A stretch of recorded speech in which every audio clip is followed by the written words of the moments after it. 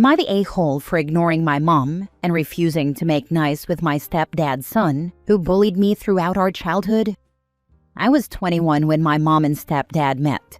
My stepdad's son, Harry, was 7. My mom and stepdad dated for 2.5 years before they got married, and we lived together for 9 months before their wedding. Harry hated his dad dating my mom, and he hated me for liking his dad. He was a real a-hole to me. My stepdad always corrected him and tried to keep him from hurting me, but I was miserable. I told my mom how miserable I was, and she told me it'd get better. When I said I didn't want to live with him anymore, she told me we had to because we were a family, and sometimes siblings don't get along the best, and it's okay for us to not be close. To name a few of the things I had to endure while living with Harry: he would spill water on or stain my homework, he broke a model I had finished for a class assignment, and he deleted assignments off the family computer when I finished them. He would shut doors on my feet or hands. He threw dirt at me, specifically my head. He called me a freak of nature all the time. When we went to my stepdad's family members' houses, he'd get his cousins to all gang up on and exclude me. A few of them were still nice to me, but he threatened to leave them out if they spent time with me. He broke my Christmas gifts one year, smashed or ruined them all, and he got into big trouble for that. But he still taunted me that I got nothing. In high school, a teacher we shared took both our classes on an educational field trip, and he tried to get me left behind and sprayed me with water to make it look like I peed my pants. Again, that's just a few things he did. He was open about hating me, and he'd ignore me sometimes just to make a point. Like one time, he hogged the salt because he saw I wanted it, and he refused to give it to me or answer when I asked for it, and he tried to stop my stepdad from giving it to me. Harry would always get his friends to taunt me too. One incident with all of them made me lose a tooth, and as upset and freaked out as my mom was, she still stayed with my stepdad and made me live with Harry. He took a gap year after high school, so I didn't even get the freedom of him leaving for college, and that was another hellish year. I had to do all my homework at friends' houses or the library in case he messed with it. I started pulling away from my mom at around 15, and she noticed and tried to be all loving and sweet to me, but I wasn't okay with her. When I started college, I moved out. I packed all my stuff and refused to go back home. Mom told me not to react like I was, and said Harry didn't even live with them full-time anymore. She also said we were both adults now, and our relationship would improve. I told her I would never spend another second with him, and that did mean I would skip family holidays and such, because there was no way I would agree to be around Harry again. I told her I blocked him everywhere and didn't care what happened, but nothing would make me share the same airspace as him again. My mom tried to act like we were good, but I pulled away more and started ignoring her calls and stuff. I don't go home for holidays. I refuse to attend anything that Harry's going to be at. I went to see my grandparents last week, and Mom showed up to talk to me. She wanted to know why I was ignoring her and not visiting her and my stepdad. I told her she failed me and put her own wishes before me, my safety, and my childhood, and I wasn't going to wipe it away just because my stepdad was good to me. I told her I despise Harry and I don't care if he grows into an amazing person someday. He will never be my family, and I will never let him back into my life. And I told her I won't start acting like we're okay either, because I am so mad at her. She left really upset, and my grandparents talked to me about stuff. Then my uncle texted me and asked what happened between me and Mom, and he told me I can feel how I do about her not protecting me better, but she's still my mom. He also told me I lose out by refusing to make nice with Harry and be there for family holidays. I told him the holidays I have now are better than all the ones with Harry in them combined. I said I did not feel like I was missing out at all. He said it's so extreme because I have a huge family who loves me and wants to see me. Am I the a-hole? Not the a-hole. Your mom and stepdad were abusive by allowing that to happen. I blame him way less. He could have left too, but my mom was supposed to be putting me and my safety first, but she didn't. My stepdad was an adult and could have probably done more, but Harry was his son, so I expect less. My mom has zero excuse though. Not the a-hole. Your mother is abusive and put her sexual wants before your emotional needs. She repeatedly chose Harry over you. She doesn't deserve a place in your life or your future children's life. She willingly forfeited that over a decade ago. Don't let your uncle guilt you. He did nothing to protect you either. She hasn't earned enough trust to ever be in my future kids' lives. All I know is she'd let them be bullied and expect them to come out loving her and the bully. You need to cut all contact honestly. It's clear she won't ever realize it's her and her husband's fault.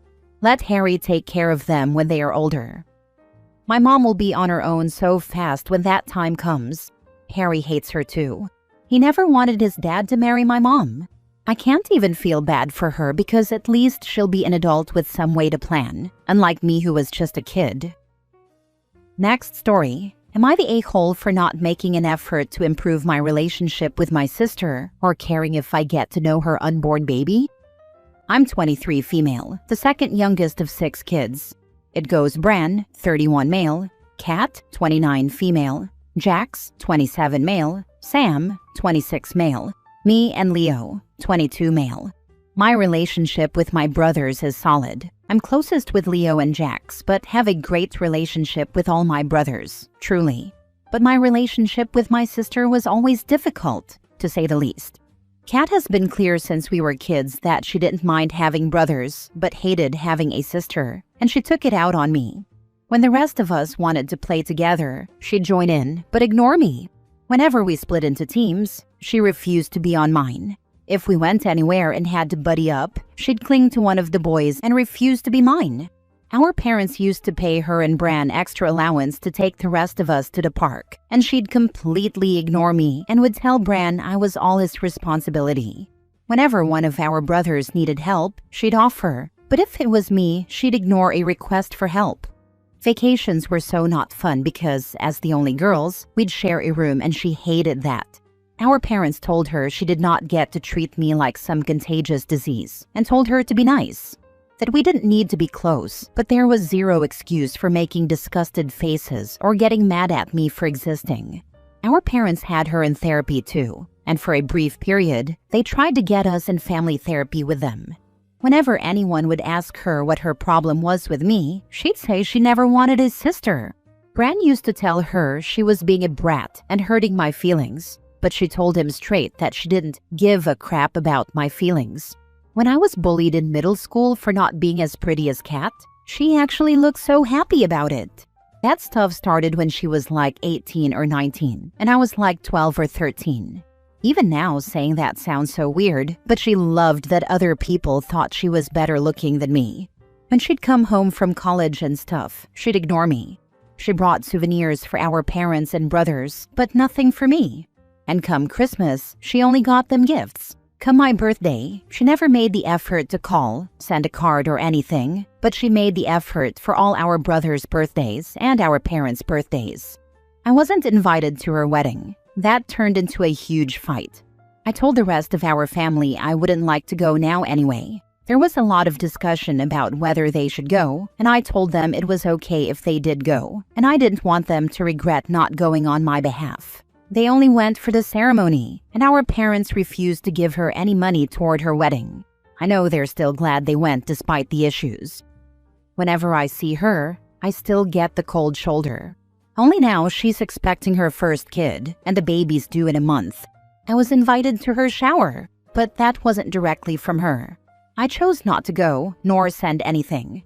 When my parents found out, they told me it was a chance for me to try and improve the relationship so I could at least be in the baby's life. I said I don't need to be in the baby's life, and they said I should want to. I told them that I didn't really, and that was honest. Maybe if Kat and I were a little closer, but I don't see her kid or kids and I ever having much to do with each other. And I could see Kat poisoning them against me. Plus, a one-sided effort is not worth much anyway. My parents think I should try before I give up. They say she's about to grow now that she's becoming a mom. Am I the a-hole? Not the a-hole. Your parents are to blame. It was their job to handle this properly when you were born. They didn't. Kat was allowed to dig her heels in and obsess about this to the degree that it informed her personality to this extent. That's on them. The fact that they are now bullying you into letting her bully you more is disgraceful. Shame on them. I do hope that she doesn't have a daughter that she abuses. I had the same thought. If the kiddo is a boy, she's gonna be a creepy boy mom. And if the kiddo is a girl, that kid is in for a rough ride. Particularly since the kid's other parent clearly has no issue with an abuser as a partner. And at least the maternal grandparents, OP's parents, are willing to let this all slide. No, I can't see any reason for you to try to establish a relationship with your sister, whether it's for the sake of a possible relationship with her or for a relationship with her baby after it is born, or both. It all sounds like potential heartbreak, and you have had enough abuse and neglect from this poor excuse for a woman. You are an adult, and you are free to say no to your parents. Even if you weren't an adult, you'd have the right to stay away from your sister and her baby. There are many women who never grow up, whether they become mothers or not. We know this from hearing about so many narcissistic women who are mothers. I think of how heartbreaking it would be if you developed an attachment to the baby, and your sister continued her nastiness and eventually poisoned the child's mind as well. I think she'd do that too. There's no future where I see myself getting close to her child, and Kat not poisoning the child against me and being in their ear. I could see her encouraging rudeness and all kinds of things toward me. Next story. Am I the a-hole for telling my wife my childhood friend will never forgive her for what she did? My wife, 32 female, and I, 34 male, have been married for 6 years, together for 10. We have a 4-year-old son. A few years ago, my close childhood friend, 34 female, got married. We've been extremely close since we were kids. Both our families were dysfunctional in different ways. At one point, my dad cheated on my mom with her mom. They got married, divorced a year later, and we basically ended up abandoned by both sides. Through all that, we became really close with each other. She even has 2 tattoos that relate to our bond. I would have gotten a tattoo too, but I'm sort of scared of needles. My wife was actually close to my friend too, and never showed signs of being insecure about our friendship until postpartum hit. After our son was born, she really struggled. Her emotions were all over the place, and she became extremely insecure about my relationship with my friend. I was supposed to be man of honor at my friend's wedding, help plan things, and be a big part of the ceremony. But my wife was so anxious and uncomfortable, she begged me not to attend. It made me really sad, but I chose my wife. I told my friend I couldn't go and explained why. She was really hurt by it. Not angry, just really sad, but she said she understood. A couple of months later, my wife fully recovered and apologized, both to me and to my friend. I forgave her. My friend, however, didn't. When my wife reached out to my friend to apologize, my friend was polite but direct. She said she never wanted to speak to her again. She didn't yell or make a scene, she just drew a boundary. Honestly, I get it. It was a once-in-a-lifetime day, and she'd leaned on me for years, and I bailed. I still feel guilty about it. My friend and I still talk regularly. Nothing inappropriate. We're just close. Always have been. Recently, my wife asked if there was any chance my friend would forgive her. I told her the truth. No, that ship sailed. My wife got sort of quiet and looked sad, and hasn't brought it up again, but I wonder if I was too blunt. Am I the a-hole for not giving my wife hope and just telling her forgiveness probably isn't happening? Asking out of genuine curiosity. How is this going to work? Is your bestie gonna skip all life milestones and celebrations on your end? Or is it expected that she will be there and your wife is uncomfortable? Is it safe to assume your bestie isn't involved in your child's life? I'm just trying to fully understand the situation. Surprisingly, it doesn't actually change too much. We've always had our own little way of celebrating milestones, just the two of us. For birthdays, promotions, or any personal wins. We usually do something simple but meaningful, like grabbing dinner at our favorite spot, exchanging gifts, or just spending a few hours catching up. That's always been our tradition, even before we had other people in our lives. Obviously, the bigger get-togethers with all 4 of us, me, my wife, her husband, won't be happening anymore. But those weren't really the core of our friendship. She's not involved in my child's life, and I'm not looking to be involved in her future kid's life either. We actually agreed a while back that keeping our friendship separate from family stuff was the healthiest way to go. Too many complications otherwise. And yeah, my wife and she used to hang out occasionally, but that part of things has naturally ended now. Admittedly, when I first read your reply, I thought you were referring to you and your wife having these intimate ways of celebrating together. Kind of warmed my heart. It was only after reading the replies that I realized you were talking about your friend. Kind of think that speaks for itself. Bro really answered, "How are you going to handle shared celebrations?" with "Easy, I'll just celebrate without my wife."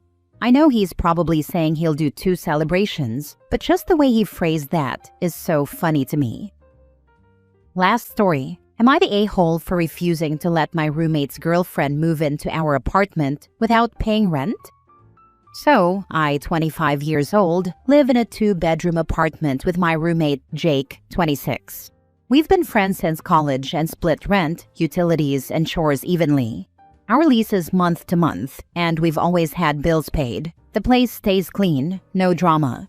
About 2 months ago, Jake started dating Sarah, 24, and she's been spending a lot of time at our place. Like, a lot. She's here 5 to 6 nights a week, uses our kitchen, bathroom, Netflix, you name it. I didn't mind at first because she's nice enough, and I figured it was just the honeymoon phase. Last week, Jake sat me down and said Sarah's lease is ending soon, and he wants her to move in with us. I was caught off guard but asked how we'd handle rent and bills. He said Sarah's between jobs and can't afford to chip in right now, but she'd help out with chores. Really? I pointed out that we already split chores evenly, and adding a third person means more mess, more utilities, and more strain on our small space. I suggested Sarah pay a third of the rent and utilities once she's employed, but Jake got defensive and said I was being petty and unsupportive. He argued that since she's his girlfriend, it's not like she's a stranger, and I should be cool with it because we're all friends here. Here's my side. I get that Sarah's in a tough spot, and I don't want to seem heartless. I've been unemployed before, and it sucks. But our apartment is tiny, shared bathroom, small kitchen, thin walls. Having a third person full-time would change the vibe, and I don't think it's fair for me to subsidize her living here. I pay $800 a month for my half of the rent plus utilities, and I budget carefully. If Sarah moves in without contributing, I'm essentially covering part of her costs, which doesn't sit right with me. I also feel like Jake's dismissing my concerns by framing it as me being unfriendly rather than practical. Jake sighed as he explained it. He says Sarah's only temporarily jobless and will make it up later. He thinks I'm overreacting because she's not some random tenant but his girlfriend, and I should trust she won't mooch forever. He also said I'm making a big deal out of nothing, since she's already here most of the time anyway. He pointed out that she's cooked dinner for us a couple of times, so she's contributing in her own way. The conversation ended with Jake saying I'm being unreasonable, and that I'm making Sarah feel unwelcome. Now things are tense, and Sarah's been avoiding me when she's over. I don't want to ruin my friendship with Jake, but I also don't think I should have to pay for someone else to live here. Am I the a-hole for putting my foot down? Now for the top comments. Not the a-hole. Jake is welcome to support his girlfriend by paying her share until she's employed again. This, everything split 3 ways. If he wants to pay 66%, that's on him to decide. Things being split 3 ways doesn't change the fact that OP will be the third wheel in his own space. Practically, OP just has to move out and find a new roommate. It's a huge pain, but there isn't a better option. Not the a-hole. He's been dating her for 2 months, and now he wants her to live with you guys rent-free? Without even an agreement that she pay a third after she find a job? Honestly, still too generous. She may just never get another job. Nope. That's BS and possibly a violation of your lease to have her move in anyway. I feel her moving in fully makes her relax and not getting another job. Don't know if I make any sense, but I feel this will happen. That is exactly what happens. If you let her move in, it's split 3 ways from the start and boyfriend can fund it. Ask your roommate to consider how hard it will be to evict her if the relationship goes south. It's only been 2 months. I can't let it happen.